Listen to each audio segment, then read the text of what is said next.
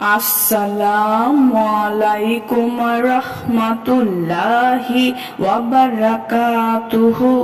সুপ্রিয় সম্মানিত দর্শক ও শ্রোতা, আশা করি মহান রব্বুল আলামিনের দয়ায় আপনারা সকলেই ভালো আছেন। সুপ্রিয় সম্মানিত দর্শক ও শ্রোতা, আজকে হযরত আব্দুল্লাহ ইবনে ওমর রাদিয়াল্লাহু তাআলা আনহু থেকে একটি ঘটনা বর্ণনা করব। ঘটনার শিরোনাম হচ্ছে শৈশবের ঘটনা। আশা করব এবং আপনাদের কাছে প্রিয় দর্শক অনুরোধ থাকবে ঘটনাটি শেষ পর্যন্ত শোনার।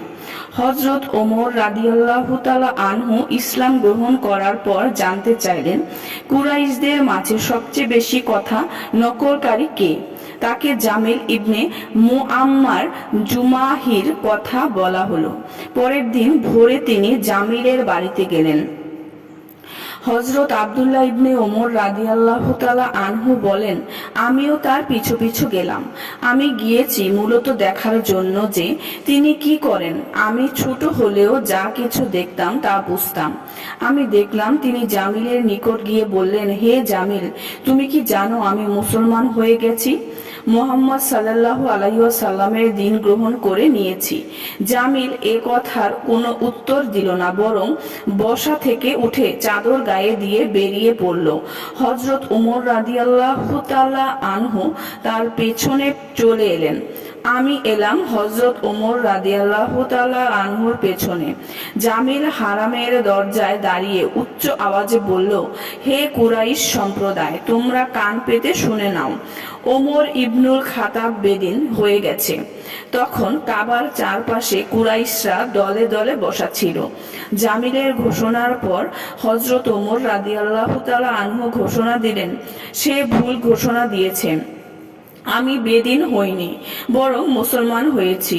ইসলাম ধর্ম গ্রহণ করেছি, কালিমায়ে শাহাদাত পাঠ করেছি। ওমর রাদিয়াল্লাহু তাআলা আনহুর কথা শুনে সব কুরাইশরা তার দিকে দৌড়ে এলো। সকলে তার সাথে বিতর্কে লিপ্ত হলো। এভাবে সময় গড়িয়ে সূর্য মাথার উপর এসে গেল। হযরত ওমর রাদিয়াল্লাহু তাআলা আনহু ক্লান্ত হয়ে বসে পড়লেন। সব মুশরিকরা তার মাথার উপর দণ্ডায়মান। হযরত ওমর রাদিয়াল্লাহু তাআলা আনহু বলেছিলেন, তোমাদের মন যা চায় করতে পারো। আমি আল্লাহর শপথ করে বলছি, আমরা মুসলমানদের সংখ্যা 300 হয়ে গেছি। তোমরা আমাদের জন্য মক্কা ছেড়ে চলে যাবে, অন্যথায় আমরা তোমাদের জন্য মক্কা ছেড়ে চলে যাব। তাদের বিতর্ক চলাকালীন এক বৃদ্ধ কুরাইশির সামনে এলো, যার পরনে ইয়ামানি চাদর আর দামি পোশাক ছিল। সে জানতে চাইল, তোমাদের কি হয়েছে? উপস্থিত লোকেরা বলল, ওমর বেদিন হয়ে গেছেন। বৃদ্ধ বলল, এ নিয়ে তোমরা হইচই লাগিয়েছ?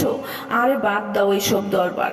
একজন নিজের জন্য একটা বিষয় পছন্দ করেছে, এটা তার স্বাধীনতা। সে যা ইচ্ছা গ্রহণ করবে।